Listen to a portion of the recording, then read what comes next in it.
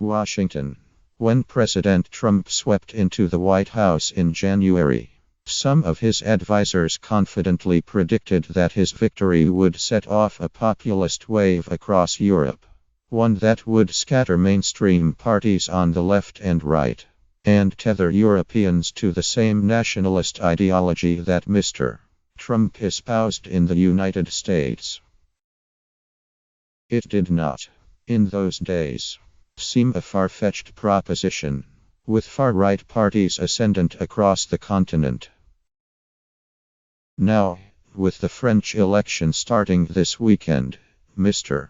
Trump faces the biggest test yet of whether nationalist and nativist ideas like his appeal to voters elsewhere in the Western world.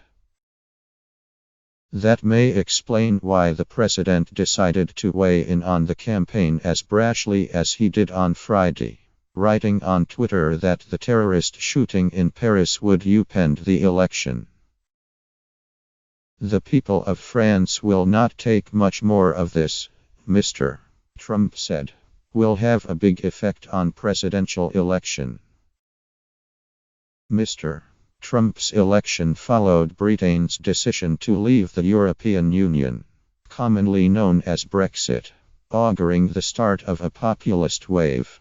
Far-right parties seemed on the rise in Austria, the Netherlands and even Germany, where nationalist parties had failed for decades to gain a foothold. The big prize was France, where Marine Le Pen, the leader of the National Front Party, has a credible chance of winning the presidency, running on an anti-immigrant platform that echoes Mr. Trump's. But if Mr. Trump is keeping score, as he most assuredly is, the Trump wave has yet to form. If anything, Europeans have turned against nationalists. In Austria in December, voters narrowly chose a Green Party candidate over one from the far-right Freedom Party as president. In the Netherlands last month, the Party of Freedom fell short of being the largest party in the House of Representatives, though it is the second largest. Ms. Le Pen still has a chance of winning, but France's presidential election has become a fragmented affair, with her and three other candidates, a conventional conservative, a centrist ex-banker, and a rising leftist, all vying to emerge from the pack in a campaign that has been driven as much by economic concerns as terrorism and security. While Mr. Trump did not name any candidates in his Twitter post, there is little doubt among experts that he favors Ms. She has seized on Thursday's fatal shooting of a policeman on the Champs-Élysées, an act claimed by the Islamic State, to turn the election into a referendum on what she calls radical Islam. Fears about Mr.